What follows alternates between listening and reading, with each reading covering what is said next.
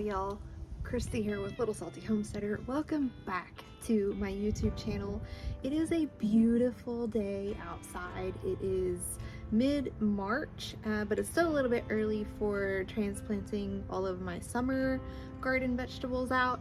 So what I wanted to do today was just kind of walk around and show you what the spring garden situation is looking like, the updates that have been made so far, talk about what else is coming before I am able to transplant the summer stuff out. You can kind of see where I'm hardening it off, but with all that, let's go ahead and get started.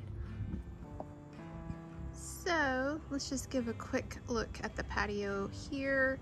It is mostly cleaned up. I still have some planting stuff situated right here with soil and waiting on the wind there. I still have some potting soil here and, you know, my planting cups and stuff that I need to clean up.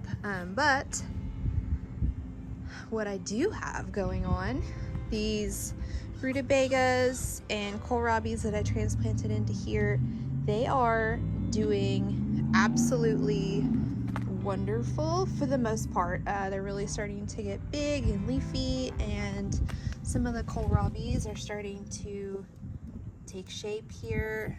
Rutabagas are starting to get some pretty big roots, you know, bulbs on them. That is an amaranth volunteer that I don't want there, so I'm going to go ahead and pull that. But I trimmed down this time because it was absolutely wild and unruly. It's still pretty still pretty wild, but it's doing a lot better. Looks like some of it is blooming, so that's super cute.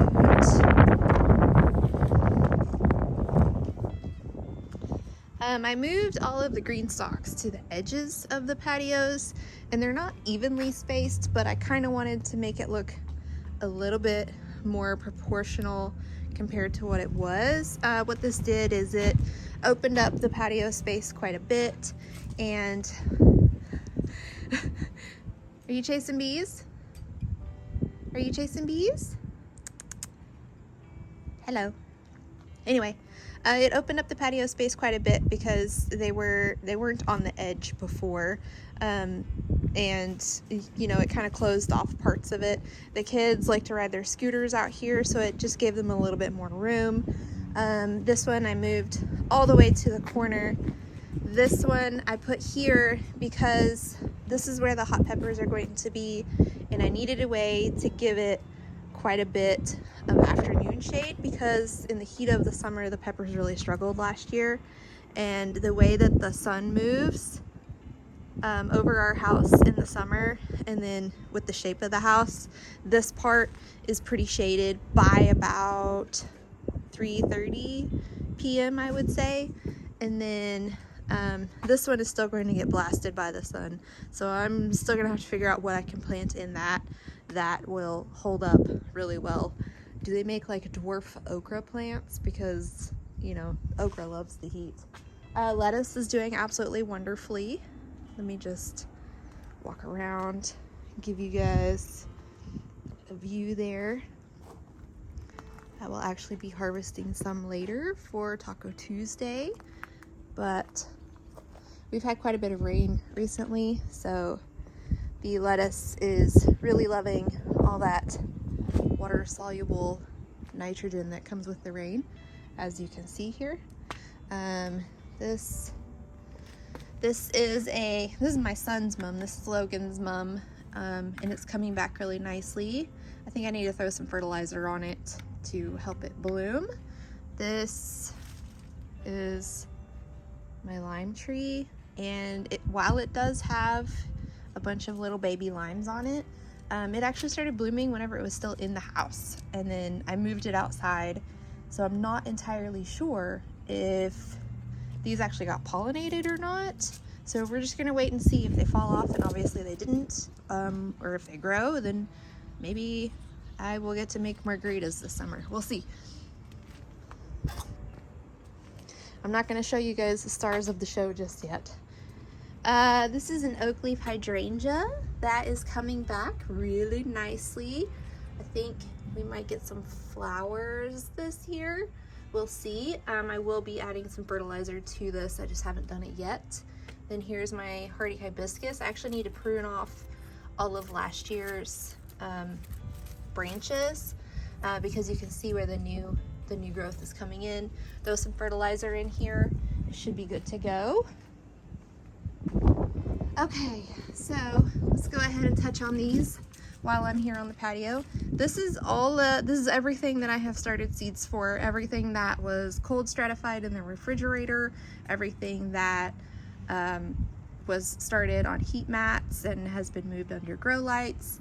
It has all done pretty well, except for the marigolds I had really spotty germination with, and the ones that didn't germinate, I received the seeds through a seed swap, so I'm not really sure what happened there. I'm not going to blame the people that the seeds came from because it could be Christi error. It has nothing to do with them. I have no idea. So I actually planted like new trays of marigolds. So I have this one, and then I have this one, and these are doing, those did sprout, they're just tiny. These are doing pretty well.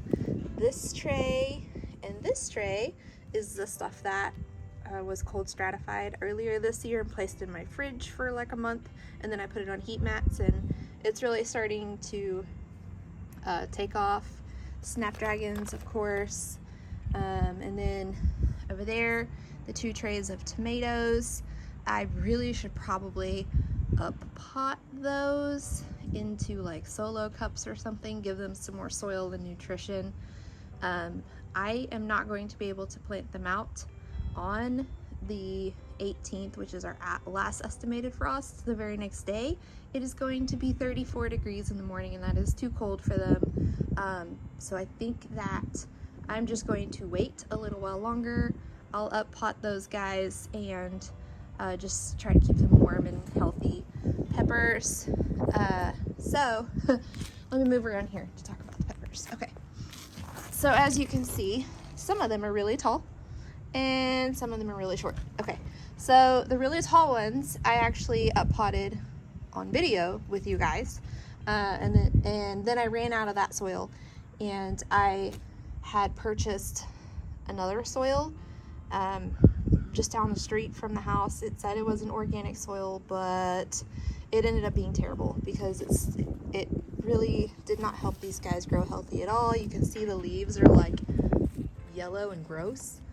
So I recently switched them over to the Happy Frog there, and they're starting to bounce back and get some new healthy growth. So hopefully I saved all my peppers because we like to eat them a lot here, and there's a lot of stuff that I want to make with them this year.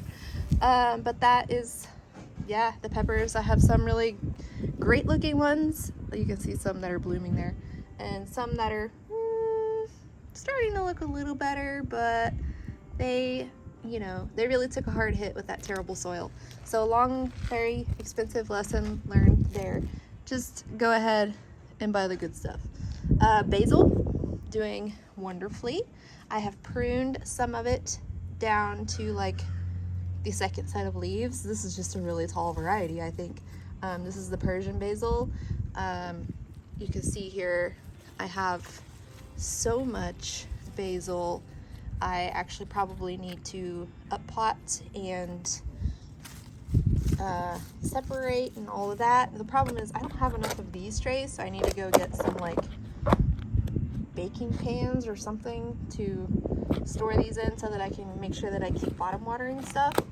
Nasturtiums, some of these did not germinate, so I replanted because my kids informed me that they would like to grow flower gardens this year, and they have both chosen nasturtiums as one of the varieties that they want to grow. It's super cute, and I'm going to embrace turning them into little gardeners. So and you know, in previous videos I've talked about how much I just want to plant them everywhere. So I replanted where they didn't germinate, and then the ones that did germinate I am going to have to separate and up pot probably, just to give them a little bit more nutrition because they're starting to yellow. That tells me that the soil that they're in is kind of kaput. And then here we have a very lazy dog. Hello, lazy dog. Hello. Okay, but let's go over here to the greenhouse. Okay, so this is actually a chocolate daisy that is a perennial in my area. It dies off in the winter and then it comes back. So I just need to throw a little bit of fertilizer and a little bit of compost in here, and it will do really well all through the summer. I have more rutabagas and kohlrabis planted here. They're not as lush as some of those in the green stock, but they are doing their thing. They're not quite like forming up yet. Well, that one is kind of starting to, but they look really healthy. And then I have a few volunteer sunflowers that I'm just letting go ahead and grow. This is typically the sunflower patch, all three of these all the way down. So I'm just, you know, now I don't have to plant those 3 volunteers that are growing. Now over in this one, I just kind of sowed chaos, whatever. I put some seeds in a spice shaker and I shook them into here. So what this is beets and spring rapini broccoli, and that might be a carrot that I don't know how I got here, but I'm letting it do its thing. So spring rapini broccoli and a lot of beets starting to grow here. So that's kind of exciting. Hopefully with the temperatures warming up, they really kind of take off. I don't know how well the beets are going to do, but the greens are edible, so we can salvage something from that. And then this plant is called Bells of Ireland. It is a flower. It's really cool. It's green. Hello, Bells of Ireland. And it gets really tall and leafy, and then it has bell-shaped flowers that are green, all up the stem of the plant. The only downside of this plant is it is pokey. It has a lot of thorns, but it is beautiful, so I'm really excited to see that come back. It looks like it just self-seeded itself. There were some volunteers in these, but I pulled them out because I didn't want this to grow with the sunflowers and the other stuff that I have going on here. Once I harvest all of this stuff out, then sunflowers are going to go in. Sunflowers grow really quickly, so I'm not too worried about, you know, am I going to plant them too late or anything like that. We have a really long growing season. So I'm just going to give these time to do what they're going to do and then plant sunflower seeds. And I haven't decided if I'm going to just like chaos garden sunflower seeds and have all the varieties mixed together through here, or if I'm going to designate 1 square per type of sunflower. I don't know yet. Maybe you guys can tell me in the comments what you think will look better, just like chaos sunflowers all through here where they're all mixed in together, or 1 square per type of sunflower. All right, now I haven't really done anything with these other than kind of clearing out dead plants. I still need to come back in with some compost and some other amendments. I did get rid of that ant bed there. We have some volunteer basil. I don't think it's going to survive that really cold day next week, but we'll see. And then I killed another ant bed here. You can see the carcasses there. There's like a whole pile of them. I think they're having a mass funeral. I don't know. It's really interesting. I still have these Brussels sprouts growing. They kind of have some little babies in the armpits there. You can see that. There we go. Little baby Brussels in the armpits. I'm just letting these go until I need to plant peppers here, which again won't be on the last estimated frost date because the weather's playing tricks on us. The tool shed is gone. It is gone. It is gone. It is gone. And it looks so much better over here without it. That, I think, is kale. It doesn't have a label, but I think it's kale. I had cut it back before we got like a super cold snap, and it's coming back. But I don't think it's colored greens. I don't know. We'll see. And then that is some chaos beets. And then these are all different turnips. They do have labels. So white egg, tokanashi, and then that's like the traditional purple turnip. This is probably the biggest change. This is going to be the tomato patch. I have the third bed on the way, and that's going to go right here. Very exciting, and because of the cold weather coming next week, I'll actually have time to put it up. This is branches that are going to go in the bottom off of the trees. I still need to finish trimming those trees out, but look how much better this looks. Look at that. It just makes my heart so happy. Okay, so the mulch is going to come out, obviously, it's going to come down, obviously, to the point where the third bed will be. I think it's going to be right around here. I didn't measure those two, the distance apart. I just pulled a cart through. That was how I measured, made sure that it was wide enough. So I'm just going to do the same thing for this row, make sure that it has enough space for the cart. So I think that's going to be about right here. And I tried to convince my husband to let me get a fourth one and put an arch trellis from the fourth one to that bed, but he said we'll have to see. It wasn't a no, but he doesn't want to like crowd up the whole yard. We do have a dog that needs space to run and chase bees. This, I have cleared out weeds. Down there is a volunteer cilantro. That's probably the best cilantro I have never grown. No, it does better than the cilantros I have grown on purpose.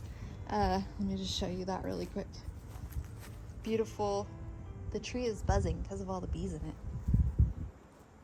I don't know if you guys can see. No wonder the dog is chasing them. This snapdragon, I actually planted last year. It lasted all through the winter. It's going to be blooming soon. I don't remember what type it is. I pulled all the labels out of here, just trying to clean things up. But I pulled all the weeds. I need to come back and add some amendments because this is going to be a flower bed again. My daughter's flower garden is going to go from this brick down to this corner here. So she gets, I don't know, what is that, like 6 or 8 foot of space right here? That's going to be hers. So she selected a bunch of flowers that she wants to grow in there. And then I'm going to give my son all of these containers once we pull all the food items out. He selected all his flowers last night too. Other than that, it doesn't seem like there's much going on out here, but there is. These guys are hardening off. Probably going to ruin that process next week whenever they have to stay inside on those 1 or 2 cold days. And then I'll have to start over again. But for now, I am getting them used to the weather and stuff. But that's basically everything that's going on. Really quick garden update / tour, I guess. It will get very busy once we are able to plant things out, or I'm able to plant things out. I don't know if anybody in the house is going to help me. We'll see. I am tentatively scheduling my planting to be done the last week of March. I don't know. It might be, I might start sooner than that. It's all going to depend upon the weather. Like I said, I'm not going to be planting out the last frost date like I wanted to, simply because the next day they are predicting very cold temperatures, I think, for the next 2 days after that. So I can't put my hoodies away just yet permanently until fall. But thank you guys so much for joining me for this very quick update / tour. If you liked this video, please feel free to like and subscribe, do the YouTubey things. But until next time, go find a way to get those garden manicures.